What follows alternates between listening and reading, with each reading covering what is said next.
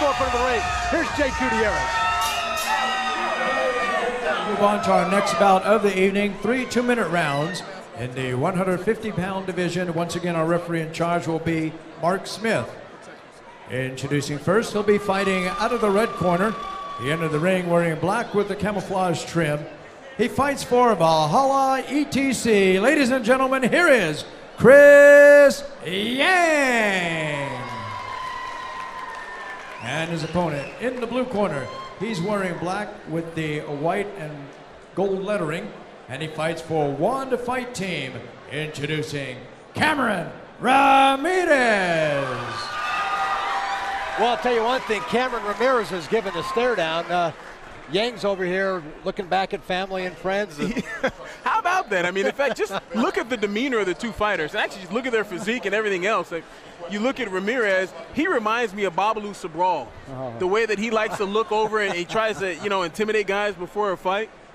I thought he was going to do the the Vanderlei Silva, motion with the wrist and everything else. Here we are. All right, well, Yang looks like he's ready to go. He must be some sort of, wow, he's got a, he must be, he almost looks like the 205-pound champion in the UFC. I'm drawing a blank. Machida, how can I not, and he's also a southpaw as well. But that's never good, fighting with your hands at your waist. He really likes Anderson. Look at him. He's taunting him. Oh, goodness. Wow. Showing no respect at all for Cameron Ramirez and his punching ability. He's going for a back kick, setting up for some kind of spin kick. If you're Cameron Ramirez, you must look at Yang and think, this guy is a tailor-made fighter for me. So would you say he's trying to roll those punches and punch at the same time he's getting hit, or? I'm not really sure what he's trying to do. Coming from Taekwondo, there's not really a lot of hands, a lot of good kicks. But you know what? At the same time, he's almost got Ramirez doing the same thing. Look how low Ramirez's hands are. Yep. Big shot with the left. I think Ramirez is getting the confidence that the hands aren't really going to be an issue here. Kicks. And matching kick for kick. Ramirez is intense. I like his intent. Oh, how about that for the follow? And he caught him with it, but didn't have a lot behind it. But Ramirez. Expect to see a lot of those spin kicks. You know, one thing I have to say, I love the demeanor of Chris Yang. I mean, look at the emotion on his face. He's emotionless, basically. Nothing phases him, right? You could punch him in the face and he won't blink. You wouldn't.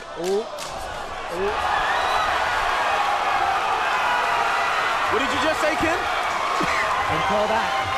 Nice body shot. How about that?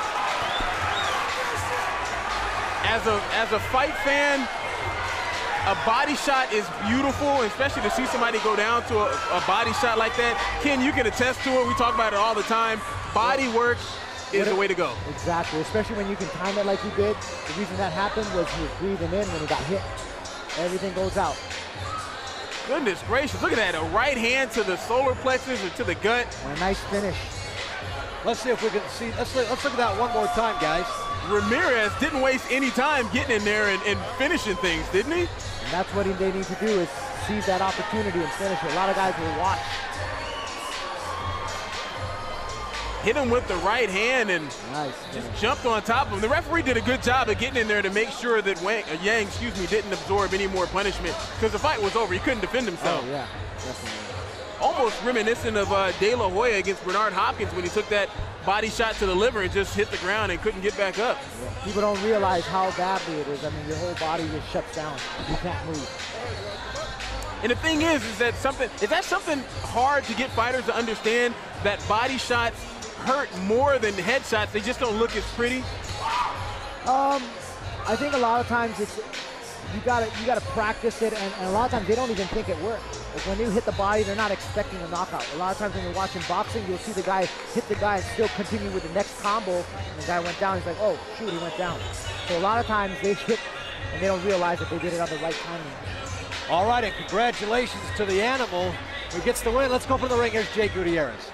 And look at that mark from that punch. Ladies and gentlemen, referee Mark Smith stops this bout in the first round at 1 minute 53 seconds. The winner by TKO, Cameron Ramirez.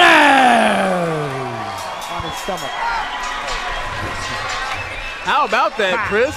Boy, and Ken, you brought it up. Look at the mark on Yang's stomach. A big red mark right at the right below the rib cage. How about this, though? We say this all the time, and you can't say it enough.